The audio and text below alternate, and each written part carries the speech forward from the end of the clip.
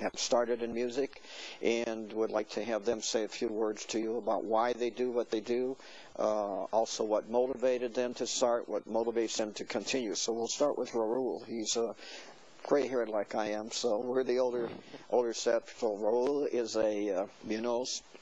is a retired 1st Cav Army band person, and now he's our musical director for the Mecca Stars and Stripes New Horizon Band. So, Raul, how long have you been playing? Well, thank you, first of all, Major Dr. Kott, for allowing me to be here today and share the stage with you.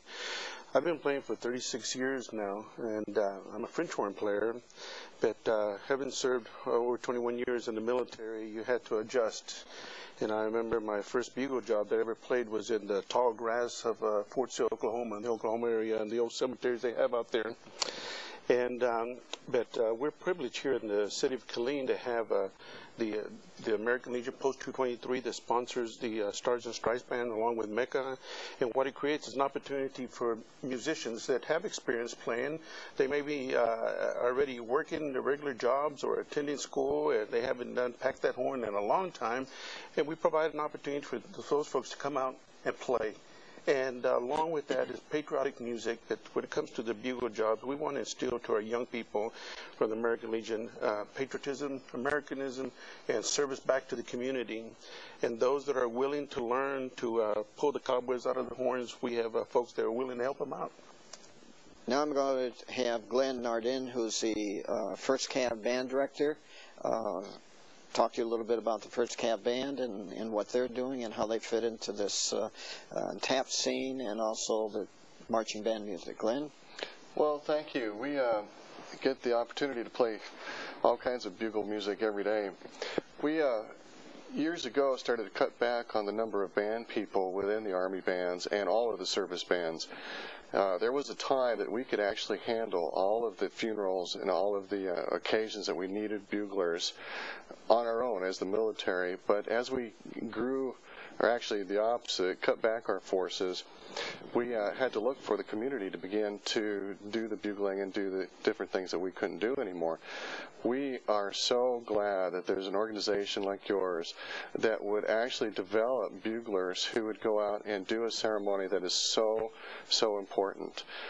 The origin of taps, of course, a soldier would listen to taps played in the evening just before you go to sleep. It was the last call of the evening, lights out, and go to sleep. To me, when I first came through in basic training, it was something that was played at night, and it was the most comforting, wonderful thing, and it's really a soldier's tune.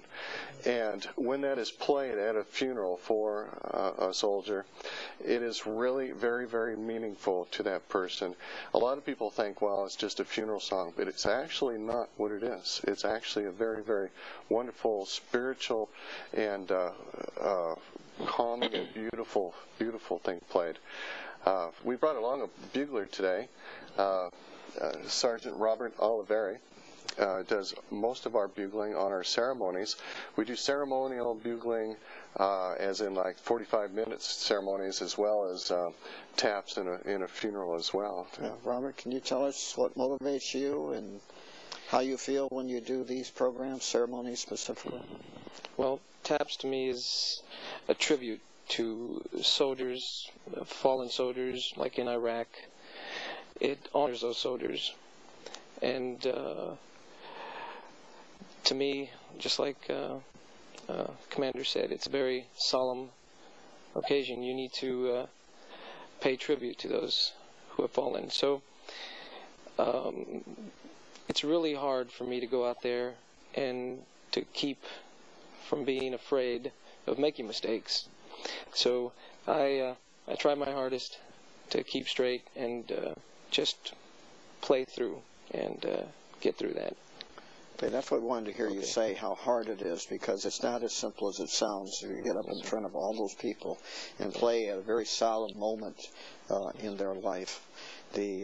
My introduction to taps was when I was in high school and marched in a military parade, and they actually threw a wreath into the water of a river, and they played echo taps from above the bridge and under the bridge, and as it flowed down the stream, you heard the echo taps and saw the wreath go. So